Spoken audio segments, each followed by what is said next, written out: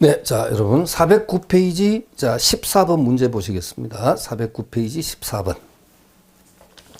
자, 부동산 실명법 시행 후에 이루어진 명의신탁에 관한 다음 설명 중 가장 옳지 않은 것은 했는데 1번 종중이 보유한 부동산에 관한 명의신탁 약정이나 부부간 명의신탁 약정은 예외적으로 유효하지만, 자, 앞 시간에 했죠? 예.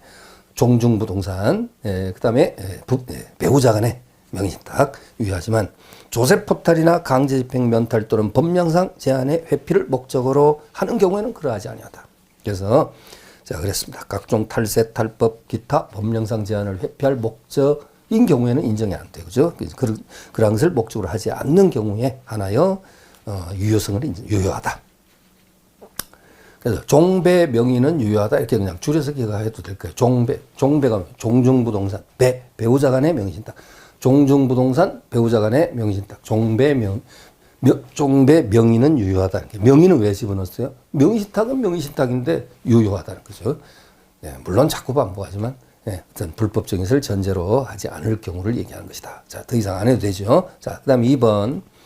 명의신탁 약정에 따라 맞춰진 등기는 무효이지만 부동산에 관한 물권을 취득하기 위한 계약에서 명의수탁자가 어느 한쪽 당사자, 이제 이런 식으로 명의수탁자가 어느 한쪽 당사자가 되고, 이 소리는 뭐냐면 무슨 명의신탁을 얘기하는 거예요? 예? 계약 명의신탁을 얘기하는 거예요. 지금 칠판에 그림이 아까 여기 있었죠? 양자간 명의신탁이 있었고, 그 다음에 삼자간 명의신탁이 있었고, 중간 생략 등기형 명의신탁, 그 다음에 계약 명의신탁이 있었고, 이렇게 썼습니다. 아까 그렸던 겁니다, 여러분.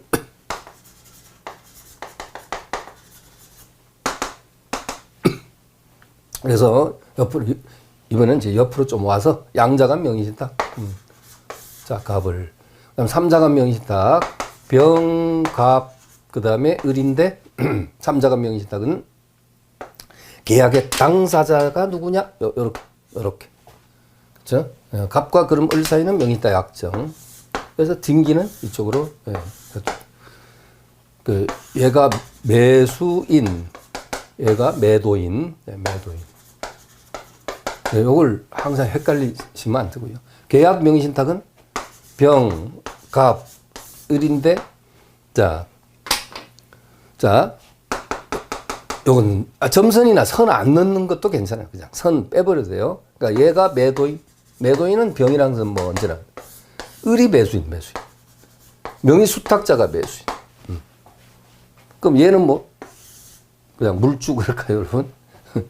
그죠? 예. 계약 명의신탁에는 이제 자금 제공한 자. 자, 그래서 지금 2번 지문 14번이면 명의신탁 약정에 따라 마친 등기는 무효이지만 부동산에 관한 물권을 취득하기 위한 계약에서 수탁자가 어느 한쪽 당사자가 되고 상대방 당사자는, 자, 병이죠, 병. 명의신탁 약정이 있다는 사실을 알지 못한 경우. 자, 이건 뭐예요? 매도인이 선의인 경우. 선의인 경우에는 그러하지 아니하다. 이때는 이 등기는 유효하다.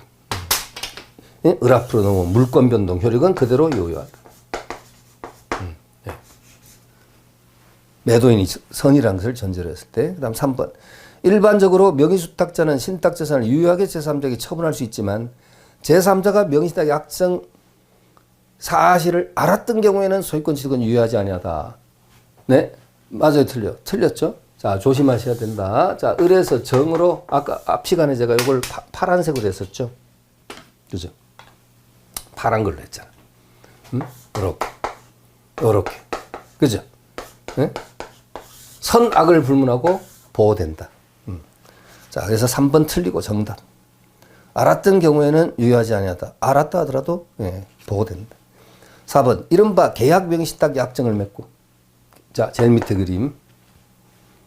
명의수탁자가 당사자가 되어 명의신탁 약정이 있다는 사실을 알지 못하는 소유자와 부동산에 관한 매매계약을 체결한 후, 또 나오세요. 선의의 매도인과 계약 체결한 후 그 매매계약에 따라 당해 부동산 소유권 전등기를 수탁자 명의로 마친 경우, 명의수탁자는 부동산 자체가 아니라 명의신탁자로부터 제공받은 매수자금 등을 부당이득으로 반환해야 한다. 그러니까 갑이 을에게 부당이득 반환 청구할 수 있는 그 대상은 그 부동산 자체가 아니라 매수자금 상당액이다. 자, 됐습니다. 그리고 그 밑에 해설에 여러분 형광펜으로 줄 하나 치고 가시죠. 그 해설에 보면 3항에 대한 해설, 그 다음 줄에 따라서 제3자는 선악의를 불문하고 보호된다. 눈에 잘 띄게 형광펜으로 밑줄 딱 쳐두시기 바랍니다. 이미 설명드린 거죠. 네.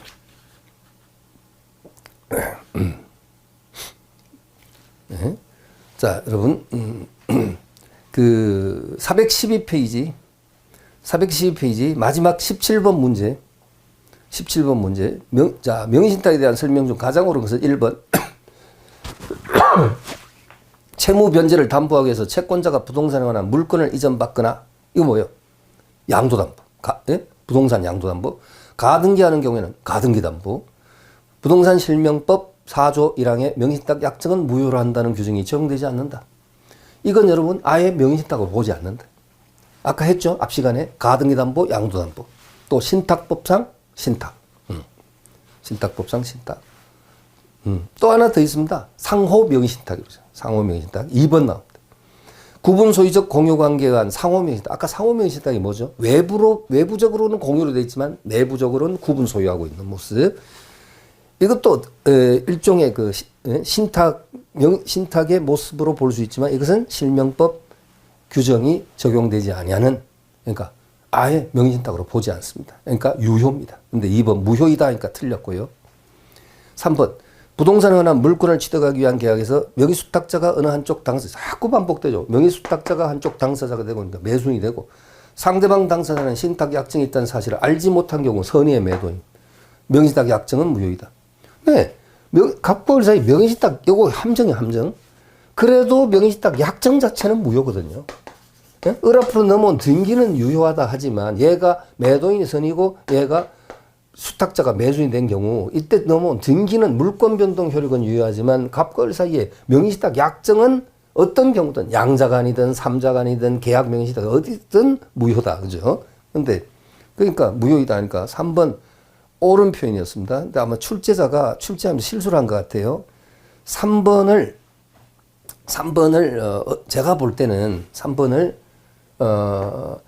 병에서 을 앞으로 넘어온 물권 변동 효력이 있죠. 등기. 이것이 무효이다라고 표현하려고 했던 게 아닌가. 그래야지 정답이 1번이 되고 3번은 추가 정답이 될 수가 없죠. 왜냐하면 3번 틀린 것이 될 텐데 이 병에서 을로 넘어온 이 물권 변동 효력이 이게 무효이다 이렇게 표현하려고 했던 것이 아마 실수를 해서 그냥 갑과 을 사이 명의신탁 약정은 무효이다 이렇게 표현한 것 같아요. 어쨌든 약정 무효죠. 무효. 약정 무효니까 결국 3번도 옳은 지문이 된 거예요. 그래서 이 문제는 복수답이 됐네요. 1번, 3번 둘 다 옳은 지문으로 되었네요. 답 2개. 여러분 느낌 오죠? 제가 뭘 얘기한 것인지 느낌 오지 않습니까? 네, 그래서 제가 봅니다. 4번 종중이 보유한 부동산에 관한 물건을 종중 외의자, 주로 이제 종중의 그 대표 종장, 문장 이런 자의 명의로 등기한 경우 이것도 명의신탁이고 신탁은 신탁인데 명의신탁은 신탁인데 유효한 것이다. 배우자 명의로 부동산에 관한 물건을 등기한 경우에는 배우자 간의 명의신탁 언제나 부동산 실권자 명의 등기에 관한 법률 4조 1항이 적용되지 아니한다. 뭐 때문에 틀렸어요? 언제나 때문에 틀렸어요. 그죠? 예? 언제나 때문에 틀렸다. 적용되지 않으려면 어떻게 돼요? 조세 포탈이나 강제집행 면탈, 예? 또는 기타 법령상 제한을 회피할 목적이 아니어야 된다. 예? 조세 포탈이나 강제집행 면탈 기타 법령상 제한을 회피할 목적이 아니어야 된다. 예. 자, 이렇게 여러분 해주시기 바랍니다. 이렇게 해서 소유권 부분 마무리하고 자, 그 다음 다음 페이지 용익물권으로 가겠습니다. 용익물권. 자, 1번 보시죠. 예, 지상권이네요. 지상권. 지상권에 관한 설명 중 가장 옳은 것을 했는데요. 자, 1번 미등기 건물을 대지와 함께 배수한 사람이 대지에 관해서만 소유권 등기를 넘겨받은 후 대지에 관해서 저당 설정하고 자, 이거 여러분 설명 제가 이것은요. 한 적이 있습니다. 자, 지난 회차에서 설명드린 적이 있는데, 이거죠. 토지 건물이, A 소유인데, 토지는 등기됐고, 건물은 미등기 상태. 자, 미등기 상태인데, 이것을 한꺼번에 B가 샀어요. 매수. 자, 매수를 해가지고, 이거 제가 여러분에게 뭐라 했냐면, 이거 법정상권 물어보면, 무허가 미등기라고 시작되면서 법정상권 물어보면 또는 관습법상 법정상권 물어보면 간단한 무허가 미등기는 인정되는데 복잡한 무허가 미등기는 인정 안 된다. 그래서 그 간단과 복잡의 차이는 뭐냐? 지문이 짧으냐 기냐 이렇게 했습니다. 이건 지문이 길잖아. 그러니까 토지 건물을 이제 B가 사가지고 토지는 자기 앞으로 이전 등기가 넘어왔어요. 근데 건물은 미등기 상태니까 여전히 미등기죠. 여전히 미등기. 이런 상태에서 B가 이 토지를 C 앞으로 저당권 설정하고 변제하지 못해서 경매가 돼갖고 경매돼서 토지 소유자가 뭐 예를 들면 B로 달라졌다. 법정상권 인정되느냐? 법정상권 인정되느냐? 안 된다. 왜냐? 토지의 저당이 설정될 당시에 토지와 건물의 소유자가 같은 사람 소유해야 되는데 토지의 저당권이 설정될 당시에 건물은 누구 거냐? 토지는 B 소유였지만 건물은 A 소유다. A. 왜? 건물이 미등기 상태로 지금 넘어왔기 때문에 점유만 넘어왔기 때문에 토지의 저당이 설정될 당시에 건물도 소유자가 같았어야 되는데 건물은 A 소유였다. 따라서 이건 법정상권이 인정되지 않는. 그래서 여러분 지문을 읽다가 빨리 눈치채야 된다면 이건 복잡한 미등기란 말이에요. 그래서 자 1번 세 번째 줄 끝에 뭐라고 되어 있어요? 법정상권이 성립한다 했으니까 X. 그 다음에 2번 지상권자의 지료연체를 이유로 토지 소유자가 그 지상권 소멸 청구를 하여 이에 터잡아 지상권이 소멸된 경우. 자 이게 뭐냐? 2년 이상의 지료를 연체하면 2년분 이상 지료를 연체하면 지상권자가 연체하면 지상권 설정자는 지상권 소멸 청구권을 행사할 수 있다. 근데 그 지상권 소멸 청구권은 청구권이라 분류나 실체가 형성권이라고 했어요. 그러면 소멸 청구권이라 분류나 실체가 형성권이기 때문에 소멸 청구하면 그 자리에서 소멸입니다. 근데 이 이렇게 소멸되는 경우 이때는 지상물 매수 청구권 바로 지상권자가 설정자에게 지상물 매수 청구권을 행사할 수 있느냐? 안 됩니다. 자, 곧 문제 나오겠지만 이 지상물 매수 청구권은 자, 칠판 잠깐 보시면 자, 갑의 토지에 을이 지상권자다. 자, 지상권자다. 이렇게 했을 때 자, 이 지상권자에다가 건물을 이렇게 축조했다. 자, 두 사람 사이에 존속 기간이 만료되었을 때, 기간이 자연스럽게 만료됐을 때, 지상물의 가액이 현존하고 있을 때, 예? 현존. 잘 들으셔야 돼요. 기간이 만료됐을 때, 지상물의 가액이 현존하고 있을 때, 이때 지상권자가 지상권 설정자에게 을이 갑에게 1단계 묻는 게 뭐냐면 계약갱신 청구권. 계약을 갱신해 주시오 하고 청구할 수 있고, 이 계약갱신 청구권은 순수한 청구권입니다. 이거 형성권 아닙니다. 왜냐하면 계약갱신 청구하면 갑이 뭐 할 수도 있냐면 거절할 수 있어요. 예? 나 갱신 못 해줘 하고 거절할 수 있어요. 그럴 수 있는 게 뭐냐면 이게 경관 건물의 소유를 목적으로 한 지상권이었으면 최단 기간이 30년이었는데 30년 지나가지고 지금 기간 이제 만료돼서 30년 돼갖고 근데 지상권자가 계약갱신 청구 들어왔는데 갑이 만약에 여기에 응해주면 또 30년 될 가능성이 있단 말이지. 예? 그러니까 그 한마디로 말해서 이게 장구한 세월이 되는 거죠. 그러니까 갑의 입장에서는 난 더 이상 자기가 원래 이 과거에 아버지로부터 상속받은 땅인데 그때는 이 땅 가치가 별로 없었어. 그래서 누가 을이란 자가 와서 지상권 운운하길래 그냥 별 생각 없이 빌려줬어요. 왜냐하면 1년에 지료 얼마씩 준다 하길래 빌려줬는데 그게 지금 30년이 됐단 말이에요. 근데 지금 와가지고 또 갱신 청구 들어서 또 그게 응해주면 또 30년 되니까 생각을 해보시죠. 그렇지 않아도 이 갑이 예를 들면 지금 나이가 한 60세쯤 됐는데 30세 때 상속받아서 요 설정됐고 지금 이제 30년 됐으니까 60세 되는데 또 한 번 갱신하면 몇 살입니까? 90세. 살아있다는 보장 없습니다. 자, 여러분 지금 약간 여러분 이해와 기억을 도모하기 위해서 그런 사례를 띄웠는데 갑이 나 같아도 당연히 뭐할까요? 거절하겠죠. 지금은 이제 땅의 가치 자체가 달라졌잖아. 그죠? 그때하고 지금하고 다르잖아요. 30년 전하고. 그러니까 당연히 거절하지. 그러니까 지상권자 그 다음 단계로 뭘 주장하냐면 그럼 좋다. 내가 이 당신 토지에 축조한 이 지상물을 그대로 두고 갈 수가 없으니까 이거 당신이 사주시오. 당신이 거두어 주시오. 이게 바로 뭐냐면 지상물 매수 청구이라는 거예요. 지상물 매수 청구권. 이 지상물 매수 청구는요. 방금 얘기했어요. 청구권이라 분류나 이것도 실체가 뭐냐? 형성권이거든요. 상당 가액으로 매수 청구를 하게 되면 두 사람 사이에 지상물에 대한 매매 계약이 자동 체결된 것으로 본다. 그렇죠? 그래서 이것도 형성권이다. 이거 참 중요한 얘기인데 그런데 이 지문은 뭐냐면 만약에 이 지상권자가 설정자에게 2년분 이상 지료를 체납함으로써 소멸 청구 당하죠. 그때는 이 지상권자에게 이게 인정이 안 된다. 네? 이것이 인정되지 않는다. 판례에 의하면 지상권자의 2년분 이상 지료를 체납해서 설정자로부터 소멸당해 청구를 당했을 때 그때는 이 지상물배 청구권을 행사하지는 못한다. 자, 그것입니다, 여러분. 그래서 2번 또 역시 틀렸고요. 인정된다니까 틀리고 3번 지상권에 있어서 지료에 관한 유상 약정이 없다 하더라도 지료 지급을 구할 수 있다. 여러분, 지상권은요. 유상성, 무상성을 함께 갖고 있죠. 자, 무상의 지상권도 있을 수 있다. 그러니까 지료가 없는, 그렇죠? 그러면 처음에 유상 약정이 없으면 뭘로 보느냐? 무상으로 보는 거죠. 유상의 약정이 없다면 무상으로 봐야 됩니다. 그래서 해설에 여러분 밑줄 좀 치시죠. 제일 밑에서 한 5번째 줄 6번째 줄 올라가면 그 사건 번호 있는 그 옆에 지상권에 있어서 지료 지급은 그의 요소가 아니어서 지료에 관한 유상 약정이 없는 이상 지료 지급을 구할 수 없다. 자, 판례이태도 밑줄 딱 쳐주시고요. 그 다음에 4번. 다시 올라가서 4번. 지상권 설정자가 2년 이상 지료를 지급하지 아니한 지상권자로부터 연체된 지료 일부를 지급받고 이를 이의 없이 수령하여 자, 연체된 지료가 2년 미만으로 된 경우 종전의 지상권자가 2년분 지료를 연체했다는 사유를 들어 이제 와서 소멸 청구는 할 수 없다. 이거 여러분 뭡니까? 지상권 설정자가 좀 치사하죠. 어떻게 보면. 얘가 2년분 이상 지료를 연체했어요. 그러면 소멸 청구할 수 있는데 이 그림에서 하면 안 되지만 그냥 이 그림에 할게요. 2년분 이상 지료를 연체하면 소멸 청구할 수 있는데 일부 지료를 받았어요. 받아가지고 2년분 미만이 됐단 말이죠. 그런데 좀 지나가지고 갑이 종전에 2년분 이상 연체한 사실이 있으니까 그걸 들어갖고 소멸 청구할 수 있냐. 그건 안 된다는 거죠. 그래서 4번이 옳은 질문이 되겠습니다. 자, 여러분 2번 문제. 자, 2번 문제도 보시죠. 네, 이게 지금 방금 푸른 게 이제 2018 사무관 여러분 시험 출제 문제였습니다. 네. 그럼 쉬운 듯 합니다만은 호락호락하지 않죠. 뭔가 함정이 도사리고 있죠. 그래서 잘 복습해 주시고요. 2번 문제 보죠. 지상권에 관한 설명 중 가장 옳은 것은 했네요.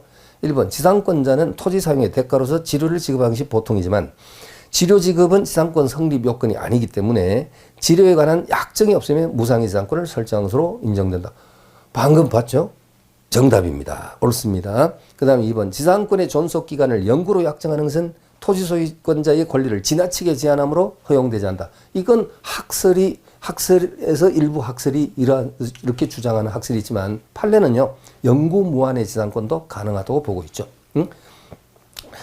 영구 무한의 지상권을 설정하면 토지 소유자의 그 뭐랄까요? 그 탄력성을 침해한다죠. 탄력성을 침해한다 이렇게 보는데 왜냐하면 소유권의 제한 물건이 설정되면 일시 제한 물건이 설정되어 있는 동안은 소유권은 제한을 받잖아요. 사용 가치에 제한을 받죠. 그러나 그 제한 물건이 존속 기간이 끝나거나 해서 소멸되면 소유권은 다시 강력한 사용 가치와 교환 가치를 모두 누리는 강력한 모습으로 되돌아간다는 것이 소유권의 법률적 성질에서 말하는 탄력성이라는 것인데 탄력성, 여러분 아까 지분의 탄력성 그게 아니고요. 소유권의 그 법률적 성질 중에 뭐 혼일성, 전면성, 탄력성, 항구성 이런 성격이 있습니다. 대물적 지배성 이런 성격인데 그 중에 탄력성이라는 것인데 이렇게 해서 영구 무한의 지상권을 설정 가능하게 하면 소유권의 탄력성을 침해한다. 라는 견해가 있기를 하단 말이에요. 자꾸 말로 하니까 좀 답답하다 그죠? 예, 답답하지만 소유권이라는 것이 여러분 소유권이라는 것이 이제 요거 지우겠습니다. 소유권이라는 것이 이렇게 하나의 어떤 스프링의 모습이다 이렇게 본다면 이렇게 평소에 이렇게 되어 있는데 이 소유권의 지상권이나 전세권이 이렇게 설정되면 눌러놓은 듯한 모습 이렇게 눌러놓은 듯 사용 가치를 제한한다. 소유자의 사용 가치, 처분 권능은 갖고 있지만 사용 권능은 이제 지상권자나 전세권자에 줘야 되니까 그러다가 그 존속 기간 만료돼서 지상권이나 전세권이 소멸하면 다시 소유권의 본래 모습으로 되돌아간다니까 이런 것을 이제 탄력성이라 하거든. 탄력성. 근데 자 됐고요. 네, 탄력성이라는데 그것을 침해한다 해서 이것을 영구 무한의 지상권을 인정할 수 없다는 견해가 있다. 그러나 판례는 영구로 약정하는 것도 가능하다. 라고 합니다. 그래서 2번은 허용되지 않는다. 틀렸고요. 3번 토지의 근저당권자가 주로 목적물의 담보가치가 감소하는 것을 막기 위해서 지상권을 취득했다면 이게 무슨 뜻이죠? 원래 이제 자 A 토지에 B가 저당권자 또는 근저당권자인데 돈 빌려주고 담보 잡는데 저당 설정하더라도 A는 A 토지 소유자는 이 토지를 자기가 사용 수익을 할 수 있으니까 또는 딴 자에게 뭐 용의권 설정도 할 수 있죠. 그럼 담보 가치가 하락될 수도 있거든요. 토지에 마음대로 A가 이제 어떤 뭐 시설물을 축조하거나 하면 담보 가치가 하락될 수도 있으니까 이 저당권자가 아예 저당 설정 받으면서 동시에 뭐까지 지상권 설정까지 지상권자의 모습까지 그럼으로써 A의 그 같은 행위를 일단 차단시키기 위해서 그죠? 그걸 여러분 연상하시면서 3번 보세요. 자 이렇게 되면 자 여기까지 설명하고 그냥 결론 짓죠. 이렇게 해서 담보 가치 어떤 하락을 막기 위해서 이렇게 동시에 지상권 설정했을 때는요. A와 B 사이에 만약에 피담보 채권이 소멸하거나 그러니까 변제되거나 뭐 소멸식을 해서 피담보 채권이 소멸하면 저당권 소멸하죠. 동시에 지상권도 소멸한다. 이 뜻이죠. 그런데 거기 소멸하지 않는다니까 틀린 거예요. 자, 읽어보겠습니다. 3번. 토지의 근저당권자가 주로 목적물의 담보 가치가 감소하는 것을 막기 위해서 지상권을 취득하였다면 그 피담보 채권이 변제 등으로 만족을 얻어 소멸한 경우에는 그 지상권은 피담보 채권에 부종하여 소멸하나 피담보 채권이 시효 소멸한 경우에는 방금 얘기했습니다. 잘 가다가 옆으로 빠져버렸죠. 변제가 돼서 소멸했던 아니면 피담보 채권이 10년의 소멸시효에 걸려서 소멸했던 피담보 채권이 소멸하면 당연히 저당 소멸하고 동시에 지상권 소멸하죠. 예. 자, 맞죠, 여러분? 그리고 여러분 오해하지 마십시오. 담보물권은 소멸시효 걸립니까? 안 걸리죠. 그런데 담보물권의 주된 권리인 피담보 채권이 변제기로부터 10년 경과되어서 소멸시효 걸리면 담보물권은 부종성에 따라 소멸하죠. 그러면 이 지상권도 당연히 따라서 소멸한다. 이렇게 돼야 되죠. 그 다음에 4번에 지상권자가 토지 소유권 양도 전후, 이건 또 무슨 소리냐면요. 여기 갑의 토지의 을이 지상권자인데 갑한테 1년 지료 연체했어요. 근데 이 토지가 병한테 팔렸어요. 병한테 팔려서 토지 소유자가 갑에서 병으로 이제 바뀌었단 말이죠. 또 이 사람한테 1년 연체를 했어요. 그러니까 종전 토지 소유자에게 1년, 새로운 토지 소유자에게 1년 연체. 그러면 현재 토지 소유자는 종전 소유자의 1년과 지금 자기한테 연체된 1년을 합쳐서 2년 이상의 지료 연체를 이유해서 소멸 청구할 수 있느냐? 할 수 있느냐? 안 돼. 안 된다. 자, 그것입니다. 4번 지금 보세요. 지상권자가 토지 소유권의 양도 전후에 걸쳐서 지료 지급을 지체한 경우 양도인과 양수인에 대해서 연체된 지료의 합이 2년분에 이르면 양도인이 누구예요? 갑. 양수인이 병이죠. 토지의 양수인. 합이 2년분에 이르면 양수인은 지상권 소멸을 청구할 수 있다는데 틀렸습니다. 그러니까 병한테 2년 이상 연체가 생겨야 돼요. 자, 그 다음에 5번. 법정상권의 경우 지료가 결정되지 않았다 하더라도 지료에 관해서 무상으로 하는 합의가 없는 한 지상권자가 지료를 지급하지 않았다면 지료 지급에 지체가 된다. 역시 틀렸습니다. 네, 역시 틀렸습니다.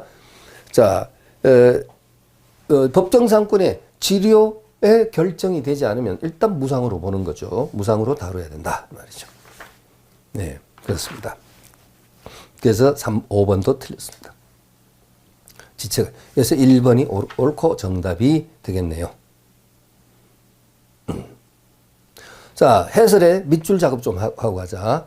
뭐냐면 여러분, 자, 해설, 자, 3항에 대한 해설, 3항, 동그라미 3번, 두 번째 줄 끝에 피담보 채권이 세 번째로 넘어갑니다. 시효로 소멸, 변제나 시효로 소멸하면 지상권도 부종하여 소멸한지 여부 함께 소멸한다. 그랬고요.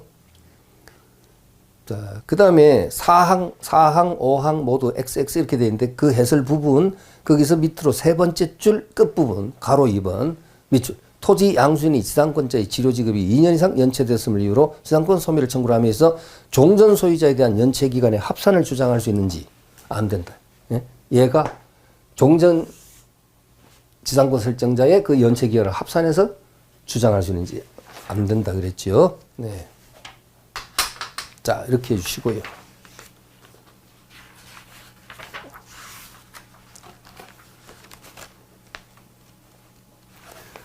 자, 그 다음에 418페이지. 자, 한 페이지만 넘기시죠. 418페이지 2번. 관습법상 법정상권에 대한 설명 중 가장 옳지 않은 것은 자, 1번. 관습법상의 법정상권이란 토지와 지상 건물이 동일하게 속했다가 민법 등이 규정하는 법정상권의 성립 취득 사유가 아닌 사유하여. 이게 뭐죠? 한번 설명했죠. 민법상의 법정상권은 토지와 건물이 동일 소유였다가 였는데 둘 중에 하나가 저당권 실행 등에 한 경매에 의해서 자, 둘 다 A 소유였는데 토지 부분이 저당권자 B의 저당권 실행 등에 의한 경매에 의해서 토지와 건물의 소유자가 달라졌을 때, 자, 토지는 예를 들어 C, 건물은 여전히 A 소유. 이때 A는 C로부터 지상권을 취득한 것으로 본다. 법정상권이고요. 관습법상 법정상권은 이러한 민법이 규정하고 있는 이런 사유가 아닌 다른 사유. 예를 들면 토지 건물이 동일 소유였다가 토지나 건물 어느 하나가 매매, 증여, 그 다음에 임의경매가 아닌 강제경매 또는 경매가 아닌 공매. 예를 들면 그래서 매매, 증여, 강제경매, 공매 등에 의해서 토지와 건물의 소유자가 다르게 됐을 때 이때 건물을 철거한다는 특이하게 없이 소유자가 달라졌을 때 이때는 건물 소유자는 토지 소유자로부터 지상권을 취득한다. 이걸 우리는 뭐라 합니까? 관습상의 법정상권이란다. 그렇죠? 네, 그렇습니다. 그래서 1번 지문에서 관습법상 법정상권이란 토지와 지상 건물이 동일하게 속했다가 민법 등이 규정하는 법정상권의 성립 취득 사유가 아닌 사유에서 각각 그 소유자가 달라지게 된 경우 건물을 철거한다는 특이하게 없는 한 건물 소유자가 관습법에서 등기 없이 당연히 취득하는 지상권을 말한다. 맞죠, 여러분? 맞습니다. 자, 등기를 요한다, 요하지 않다? 요하지 않는다. 이것도. 그 다음에 2번. 관습법상 법정상권을 취득하기 위해서는 건물로서의 요건을 갖추고 있어야 하며 무허가 건물이나 미등기 건물은 관습법상 법정상권 인정될 수 없다. 틀렸다. 무허가 미등기 건물도 인정된다 그랬죠. 이건 이제 간단한 무미주, 간단한 무허가 미등기. 아까 복잡한 것은 인정 안 된다. 아까 그 지문 긴 거 있죠. 요 칠판에 그림 아직 남아있죠. 그래서 2번 틀리고 정답입니다. 3번. 동일인의 소유의 속가가 있던 토지와 그 지상 건물이 강제 경매로 인해서 자, 계속 관습상의 법정상권을 지금 제시하고 있어요. 강제 경매로 인해서 소유자가 다르게 된 때 토지와 지상 건물이 동일 소유에 속하였는지를 판단하는 기준 시기를 언제로 보느냐. 조심해야 돼요.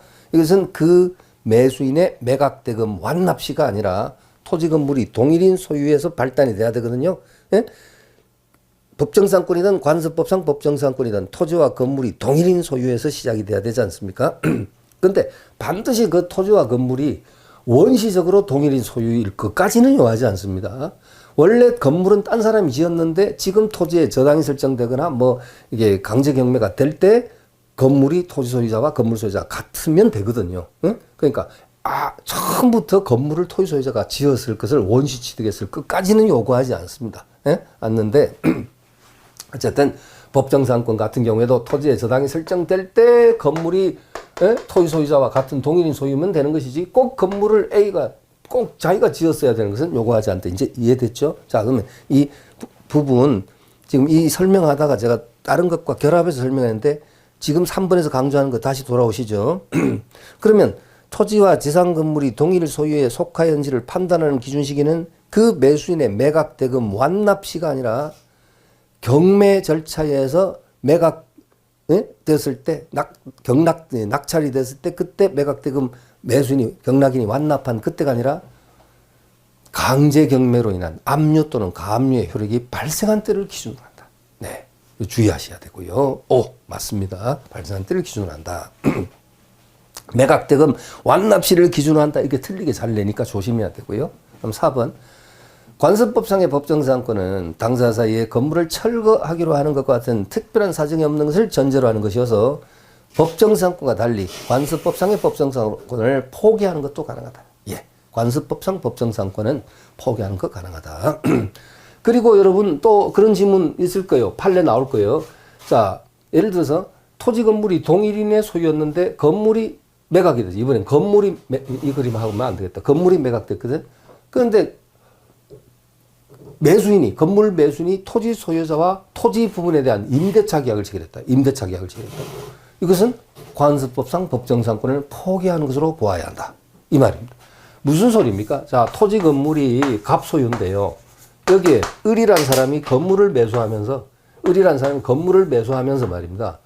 토지 소유자 이 갑한테 뭐냐면 토지 부분에 대한 임대차 계약을 둘이서 체결했단 말이야. 응? 그냥 가만히 있으면 관법지가 관습법상 법정상권 줄여서 좀 관법지를 하자고요. 관법지가 인정될 텐데 굳이 이게 뭐 이걸 뭐라 그래요? 속담에 긁어 부스럼이라 그럽니까? 토지 소유자하고 이 토지 부분에 대한 임대차 계약을 체결한 것은 관법지를 포기항소로 보아야 한다. 예? 예. 라는 판례가 있단 말이에요. 네, 그러니까 일반 법정상권은 강행 규정이고요. 그것은 포기가 안 돼. 그렇죠? 배제 인정되지 않는다는 배제 특약을 붙이면 효리가 없어. 그렇지만 관법지는 그렇지 않다. 자, 그 다음에 여러분, 자, 또 3번 문제가 매우 까다로워 보입니다. 여러분, 3번 문제 한번 보시겠습니다. 3번 이어서 419페이지 이어서 3번. 법정상권에 관한 설명 중 가장 옳지 않은 것은 1번 건물이 건물로서의 요건을 갖추고 있는 이상 무허가 건물, 미등기 건물이라 할지라도 관습상 법정상권 취득할 수 있다. 이제 뭐 더 이상 됐고요. 그 다음에 2번 보세요. 토지와 함께 공동 근저당권이 설정된 건물이 그대로 존속함에도 그대로 존속. 이제 살아있다. 그 말, 살아있는데. 건물이 있는데 등기부에 멸실 기재가 이루어지고 이를 이유로 등기부가 폐쇄된 후 토지에 대해서만 경매 절차가 진행되어 토지 건물의 소유자가 달라진 경우 당연히 법정상권 성립한답니다. 자, 좀 빨리 읽었는데, 자, 보시고요. 3번. 3번. 원래 채권을 담보하기 위해서 나대지상의 가등기가 있는 것. 자, 여러분, 나대지. 이게 포인트예요. 나대지가 뭐예요? 건물이 없다는 얘기지. 나대지란 것은, 토지에 가등기가 설정될 때, 나대지는 건물이 없다. 건물이 없는 상태에서. 이 토지가 뭐 갑소유인데, 을 앞으로 가등기가 설정되고, 그 다음에 이제 그 뒤에 건물이 지어졌다. 이 경우 토지가 가등기가 본등기로 을소유로 바뀌었다. 건물은 갑소유다. 법정상권 인정 안 됩니다. 법정상권이든 관습법상 법정상권이든 그 성립 요건 중에 가장 중요한 건 뭡니까? 토지에 뭐 예를 들면 저당권이 설정될 때 또는 토지가 이제 관법지는 또 저당이 아니라 이제 뭐 매매, 증여, 기타, 강제경매, 공매, 그런 거에 의해서 이제 소유권이 달라질 때 건물이 분명히 존재했어야 되죠. 존재했어야 돼. 그래서 이것은 3번은요. 끝에 보시면 관습상 법정상권이 성립한다 했는데 틀렸죠. 무슨 뜻인지 아시죠? 예. 그 다음에 4번 토지에 대한 저당권 설정 당시 건축 중인 건물이더라도 그 건물의 규모 종류가 외형상 예상할 수 있을 정도로 건축이 진전되어 있었고 그 후 경매 절차에서 매수인이 매각대금을 다 낸 때까지 최소한의 기둥과 지붕 그리고 주벽 이게 바로 기둥, 지붕, 주벽 이게 이제 건물로서 인정될 수 있는 요소죠. 이런 것들이 이루어지는 등 독립된 부동산으로서의 건물의 요건을 갖추게 되면 법정상권 인정됩니다. 여러분 그래서 법정상권 하면요. 일단 이런 것을 조금 여러분이 암기를 해두시면 좋습니다. 법정상권 무미 건중 신증계제 이건 뭐 무슨 계제 소변 그렇죠? 네, 소변 이게 무슨 소리냐? 자 무허가 미등기 건물이라도 법정상권 인정된다 그랬고 간단 복잡 그 구분하시고요. 무미 건중 건중이 뭘까요? 건축 중행 건축 중 자 중자 가운데 중자 건축 중에, 그러니까 토지의 저당이 설정될 때 건물이 지금 건축 중에 있었다. 건축 중에 있었다. 이런 경우도 인정되고요. 그 다음에 신증계제가 뭐냐면 신축, 증축, 개축, 재축인데요. 여기서 여러분 약간 오해 소지가 있는데 신축은 본래 건축물이 없는 토지, 대지에 새로이 건물을 축조하는 것을 신축이라 하거든요. 그럼 아까 얘기했다시피 나대지 상태에서 저당권이 설정됐고 건물이 신축됐다면 법정상권 인정이 안 돼야 되죠. 그런데 우리 민법상 판례를 보면요. 판례를 보면 이 신축과 이 철거 후 재축을 별로 이렇게 명확하게 개념을 구분하지 않는 것 같아요. 그 소리가 뭐냐면 토지에 저당이 설정될 때 건물이 섰고 그 건물이 멸실 후 다시 재축 이렇게 표현하면 좀 더 좋은데 다시 건축 이렇게 표현해도 좋은데 토지 위에 건물이 있었는데 건물이 멸실 후 신축된 거예요. 그러니까 건축법에서 의미하는 신축, 증축, 개축, 재축에 대한 건축 용어의 그 개념하고 이 민법상의 판례에 나오는 개념이 조금 여러분 혼란스러워요. 그래서 본래는 신축하면 건축물이 없는 대지에 새로이 건축물을 축조하는 것을 신축이라고 건축법의 용어의 정의에 분명히 용어의 정의에 규정되어 있습니다. 그런데 우리 민법상의 판례에서는요, 법정상권에서 그냥 있던 건물이 철거되고 다시 짓는 것도 그냥 신축 이렇게 표현하고 있어요. 그러니까 사실은 재축에 가까운데 제 말 이해하시죠? 그래서 그럼 오해가 없으셔야 돼요. 혹시 그래서 아예 나대지상에 새로 지었다 신축 글이 나오면 이제 안 되는 거 아까 봤지만 제 말은 철거되고 신축 그렇게 나오면 되는 겁니다. 증축, 개축, 재축. 그다음 소변이 뭐냐면 소유권 변동이요. 이게 바로 뭐냐면 소유권 변동입니다. 소유권 변동. 이 말이 뭐냐? 자, 보세요. 토지 건물이 갑소유야. 갑소유. 토지가 을 앞으로 저당권이 설정됐어요. 네? 저당권 설정됐고 그 이후에 그 설정될 때 토지 건물이 동일인 갑소유거든.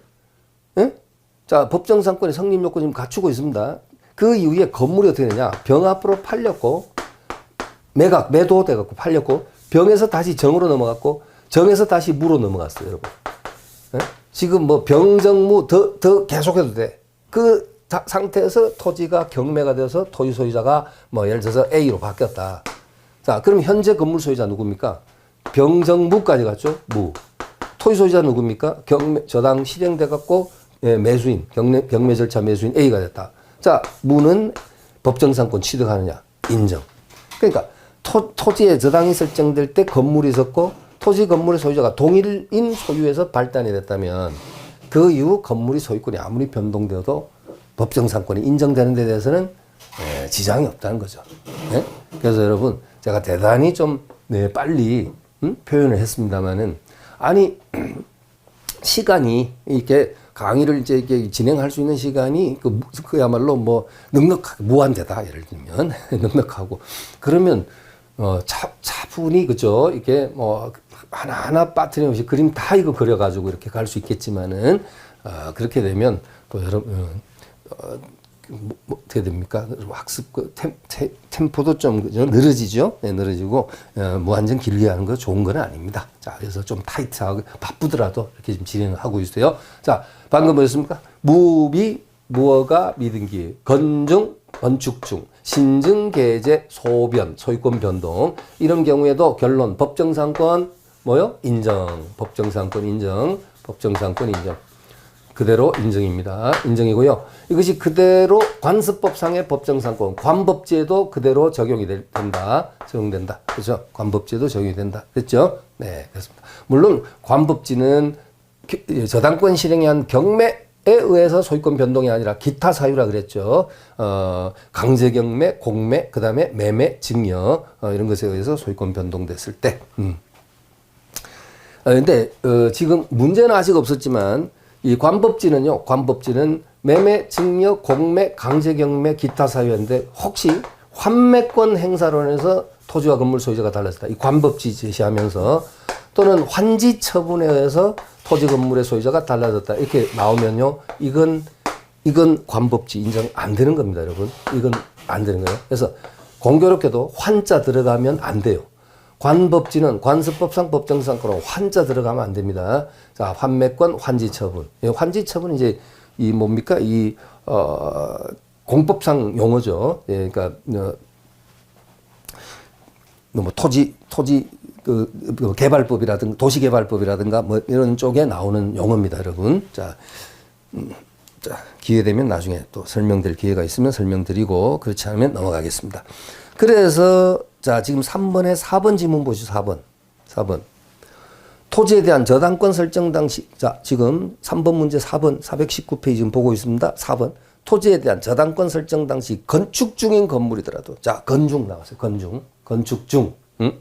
그렇게 하면 사실 이 정도 나오면 여러분은 실제 시험 같으면 마지막 그 줄로 가야 돼. 법정상권 인정이냐 부정이냐 그거 판단하셔야 돼. 중간을 비틀지는 않거든요. 중간의 문장을 출제가 비틀지는 않습니다. 그래서 마지막을 비틀죠. 법정상권이 인정된다는데 인정되지 않는다로 이렇게 비틀겠죠. 그래서 그렇지만 이제 읽어보죠. 건축 중인 건물이더라도 그 건물의 규모, 종류가 외형상 예상할 수 있을 정도로 건축이 진전돼 있었고 그 후 경매 절차에서 매수인이 매각대금을 다 낸 때까지 최소한의 기둥과 지붕 그리고 주벽이 이루어지는 등 독립된 부동산으로서의 건물 요건을 갖추면 법정상권 인정된다. 맞죠? 네. 오. 네. 자, 그 다음에 여러분 그 5번 지문이 또 대단히 길죠. 이것도 이제 법정상권이 인정되는 그와 같은 사례가 되는 것인데요. 자, 그 5번 지문 여러분 네, 다음 5번 지문 다운 페이지 여러분 해설 좀 이렇게 좀 체크 좀 해주십시오. 다운 페이지 넘어가면 5번에 대한 해설 석줄 보입니다. 자, 거기 석줄 밑줄 구분 소유적 공유관계 구분 소유적 공유관계에 있는 토지의 공유자들이 그 토지 위에 각자 독자적으로 별개의 건물을 소유하면서 그 토지 전체에 대해서 저당권을 설정했다가 저당권 실행으로 토지 건물의 소유자가 달라지게 된 경우 법정상권이 성립하느냐 인정된다는 거죠. 자, 그러면 그 그림을 한번 보시죠. 이런 모습입니다. 지금 가불병 세 사람이 이 한 필지 토지를 뭐 하고 있어요? 공유하고 있어요. 공유. 자, 공유인데 외부적으로는 공유인데 내부적으로 뭐냐면 꼭 이렇게 구분 소유하고 있는 이런 모습이에요, 여러분. 자, 여기 갑이 여기서 건물을 갖고 있고 을이 여기에 건물을 가지고 있고 병이 여기서 건물을 갖고 있고 이런 모습. 그지? 이런 경우 이 토지는 공유 토지 아닙니까? 이 토지가 어떻게 되세요? 막 정합으로 저당권이 설정됩니다. 네? 저당권 설정됐다가 경매가 돼 갖고요. 경매가 되어서 이 토지 소유자가 뭐 예를 들면 A로 바뀌었다. 그러면 여기까지는 이해되시죠? 소유자가 A로 바뀌었다. 그러면 과연 이 갑, 을, 병은 법정상권에는 인정받을 수 있느냐? 받을 수 있느냐? 인정된다는 거죠. 인정된다. 이런 경우. 네, 법정상권이 인정된다라는 거죠. 네, 그렇습니다. 그런데 보세요. 자, 그런데 이제 앞에 페이지 다시 돌아와서 5번 지문이 상당히 길잖아. 그죠? 상당히 긴데 이 그림을 연상하시면서 그 5번 지문을 읽어보는 거예요. 자, 읽어볼까요? 공유로 등기된 토지의 소유관계가 구분 소유적 공유관계에 있는 경우. 자, 저런 그림의 모습이에요. 공유자 중 1인이 소유하고 있는 건물과 대지는 다른 공유자와의 내부 관계에서는 그 공유자의 단독 소유로 되었다 할 것이므로 건물을 소유하고 있는 공유자가 그 건물 또는 토지 지분에 대하여 저당권 설정했다가 저당권 실행으로 소유자가 달라지게 되면 건물 소유자는 그 건물 소유로 한 법정상권이 인정되게 된다. 뭐 인정되게 된다. 네, 자, 그렇습니다. 자, 그 다음에 여러분 423페이지 8번 문제. 자, 8번 문제 체크해 두시고요. 체크해 두시고. 자, 1번 지문에 보면요. 건물 소유를 위하여 법정상권을 취득한 자로부터 경매에서 건물의 소유권을 또 넘겨받았다. 법정상권을 취득한 자로부터 다시 또 경매에서 건물 소유권을 이전받은 매수인은 매각 허가 후 건물을 철거한다는 등의 매각 조건 하에서 경매되는 경우 등 특별한 사정이 없다. 건물을 철거하겠다는 뭐 그런 특별한 사정이 없다면 건물의 매각 허가 취득과 함께 당연히 지상권도 그 법정상권의 그 지상권도 당연히 취득한다. 네. 그렇죠. 아니 그러니까 이제 이런 얘기죠. 여기서 이 A가 건물에 대한 법정상권을 취득한 상태에서 법정상권 취득한 상태에서 토지 건물이 뭐 동일인 소유였고 토지가 저당권 설정됐다가 경매돼서 시로 바뀌었고 건물 소유자 A는 법정상권 취득했다. 이제 그건 기본으로 이제 알고 있는 건데, 근데 이 건물이 다시 또 경매에 의해서 뭐 갑 앞으로 소유권 넘어왔다. 그랬을 때 이 경락인 즉 매수인이 이 건물을 철거한다는 등의 특별한 사유가 없다면요, 이 갑은 건물을 경락에 의해서 취득한 것과 동시에 법정상권도 그대로 지상권도 그대로 취득한 것으로 본다. 그런 지문입니다, 여러분. 그 다음에 2번. 자, 2번. 법정상권 또는 관습의 한 지상권이 관법지가 발생했을 경우에 지료를 확정하는 재판이 있기 전에는 토지 소유자가 지상권자를 상대로 지료 지급을 청구할 수 없다. 자, 틀렸는데요. 자, 틀렸습니다. 해설 참조하십시오. 해설의 제일 밑에 줄, 밑에서 두 번째 줄. 자, 보세요. 끝에. 법정상권 또는 관습법상 법정상권이 발생한 경우 그 다음에 밑줄. 토지 소유자가 지료를 확정하는 재판 전에 지료를 확정하는 재판 전에 법원의 지료 결정을 전제로 지료 급부 이행해소를 제기할 수 있는지. 제기할 수 있다. 제기할 수 있다. 자, 그렇습니다. 그래서 지급을 청구할 수 없다가 아니고 있다. 자, 조금 까다롭죠. 그렇습니다. 자, 네. 3번 지문은요, 관습법상 그러니까 토지 건물이 동일 소유였다가, 뭐, 예를 들면 A 소유인데, 건물이 B 앞으로 매매에 의해서 매매에 의해서 소유권이 넘어가는데, 그러면 B는 A로부터 관습법상 법정상권을 취득하는스러운다. 그죠? 관법지를 취득하는스러우는데, 문제는 이 매매 자체가, 네, 건물이 이제, A에서 B로 이제 소유권 바뀌게 된 매매 계약 자체가 원인 무효가 돼. 원인 무효. 그러면 다시 소멸이지. 관법지 소멸이죠. 인정되지 않는다. 그럼 왜 다시 소유권이 되돌아올 거 아니에요. A 앞으로 건물이. 예, 그렇습니다. 그 다음에 4번, 여러분. 3번 O. 3번이 뭐냐. 원래 동일에게의 소유권 기속이 원인 무효로 이루어졌다가 그 뒤 밝혀져서 등기가 말소됨으로써 자, 이런 경우에는 성립되지 않는다. 그 다음 4번. 지상권자는 타인에게 권리를 양도하거나 그 권리의 존속기간 내에서 토지를 임대할 수 있다. 이 규정은 여러분 강행 규정입니다. 여러분 282조. 지상권자는 지상권을 타인에게 이 법정상권하고 전혀 관계없는 조문입니다. 4번은. 그래서 지상권자는 지상권을 타인에게 양도하거나 존속기간 내에서 그 토지를 임대할 수 있다는 이 282조의 지상권의 양도 임대를 정한 규정은 강행 규정이다. 네, 자, 여러분 9번도 체크 좀 해주시고요. 여러분 9번도 체크하시고 여러분 꼭 좀 풀어봐 주시고요. 문제가 많아서.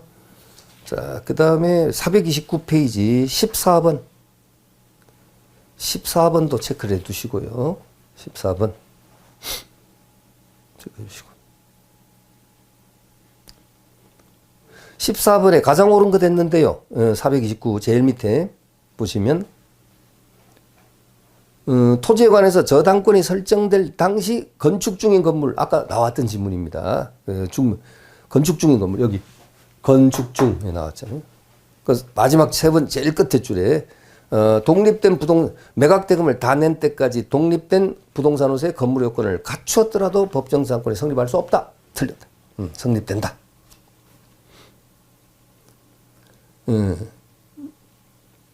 그 다음에 2번은요, 2번 지문. 관법지가 성립하려면 여러분, 토지나 건물 중에 어느 하나가 강제경매, 두 번째 줄 끝에 강제경매로 해서, 관습법상 법정상권이 성립하면은 매각대금 완납 당시를 기준으로 토지 지상 건물이 동일에 속해야 되는 게 아니라 압류나 가압류의 효력 발생 시를 기준으로 한다. 아까 나왔던 지문이죠. 근데, 이건 이제 틀린 거죠. 매각대금 완납 시 기준 X. 자, 그 다음에 3번. 토지에 관하여 건저당권이 설정될 당시 그 지상의 토지 소유자에 의한 건물의 건축이 개시되기 이전이었더라도. 여러분, 이건 아예 건축 중도 아니고, 여러분, 칠판 헷갈리지 마세요. 건축 중은 법정적, 관법지 인정이 되는데, 건축 중도 아니고, 건축이 개시되기 이전이라고 했습니다. 자, 법정상권 성립 O X. 성립되지 않는다. 3번 X. 성립한다 해서 X고요. 4번. 법정상권을 가진 건물 소유자 갑은 등기 없이 지상권을 주장할 수 있습니다. 근데 갑으로부터 건물을 양수하면서 법정상권까지 양도받기로 한 을은 지상권을 등기하기 전까지는 법정상권을 취득한 것이 아니다. 자, 여러분 기억나시죠? 상속, 공용수, 판결, 경매, 기타 법률에 규정한 물권 변동은 등기를 요하지 아니한다. 그러나 등기하지 않으면 제3자에게 대항하지 못한다가 아니라 처분하지 못한다라고 187조 단서에 규정되어 있죠. 그렇죠? 그러니까 그 소리죠. 자, 결국 법정상권. 자, 법정상권을 취득한, 예를 들면 B를 하자. 그냥 토지 소유자 A고요. 이자로부터 건물을 양수했다. C가. 건물을 건물을 매수했다. 그래서 뭐 돼요? 법정상권의 성립 자체는 등기를 요하지 않지만 등기하지 않으면 제3자에게 처분하지 못한다. 그렇다면 사실은 B가 이 건물을 C에게 팔았으니까 건물 등기부 갑구란에 소유권 이전 등기 해줘야 되겠죠. 그건 기본이죠. 그것 말고도 별도로 B가 A에 대해서 이 토지 부분에 대한 토지 등기부에 을구에 지상권 설정 등기를 청구해서 등기 받아서 지상권 이전 등기가 넘어가 줘야 된다. 그렇죠? 그래서 지상권 설정 및 이전 등기가 순차적으로 이루어져야 된다. 이 뜻이죠.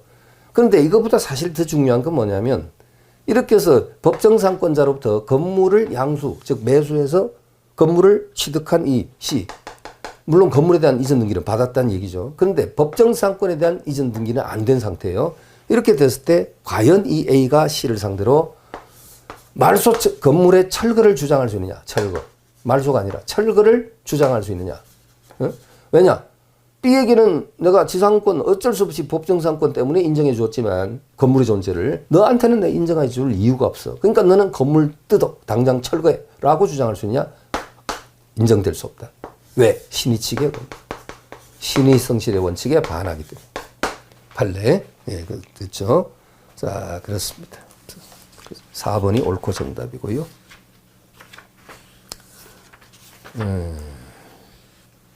여러분. 자, 436페이지 2번 보겠습니다. 지상권 소멸 436페이지 2번. 지상권에 관한 설명 중 가장 옳은 것은 1번 최단 존속 기간은 건물의 경우 경과한 지 여부에 따라 자, 경과한 건물의 소유를 목적으로 한 지상권은 30년. 그럼 경과한 건물 외에 석조, 석회조, 연화조, 뭐 철근 콘크리트조와 같은 이런 경과한 건물 30. 기타 건물 즉 목조 예를 들면 뭐 통나무 주택 뭐 이런 거 15년. 그다음에 건물을 제외한 공작물은 5년이죠. 그다음 수목 소유를 목적으로 한 지상권은 다시 30년이죠. 그런데 그게 끝에 보니까 공작물이나 수목의 경우 5년이 되는데 수목은 30년이죠. 공작물은 5년인데 건물을 제외한 공작물 5년인데 수목은 30년. 그래서 1번 틀렸고 2번 지상권은 양도할 수 있으나 지상권자가 당해 토지를 임대할 수 없다. 틀렸죠? 아까 282조. 지상권자는 지상권을 양도할 수 있고 존속기간 내에서 그 토지를 임대할 수 있다. 그 다음 3번 지상권 설정 계약을 갱신하는 경우에는 민법 280조의 최단 존속기간보다 단기 기간으로 정할 수 있다가 아니고 없다. 갱신하더라도 최단 기간의 제한을 받는다. 아까 제가 설명드렸죠. 갱신하더라도 최단 기간 적용받는다. 그 다음에 4번 민법의 지상권의 최장 존속기간에 관한 규정은 없습니다. 존속기간을 영구로 정하는 것은 토지 소유권의 소유권을 사실상 형해화하는 것이 되므로 이 표현은 뭘까요? 소유권의 탄력성을 침해하는 것이기 때문에 인정되지 않는다 했는데 판례의 태도는 분명히 인정된다 했습니다. 여러분 인정된다. 그래서 인정되지 않는다. 그러니까 틀렸죠. 5번 지상권자가 2년 이상 지료를 지급하지 아니한 때 설정자는 소멸 청구할 수 있다. 자, 이것은 청구권이라 분류나 실체가 형성권이다. 앞에서 봤죠. 5번 옳고 정답입니다. 자, 잠시 쉬었다가 끊었다가 다음 시간에 이어서 보도록 하겠습니다.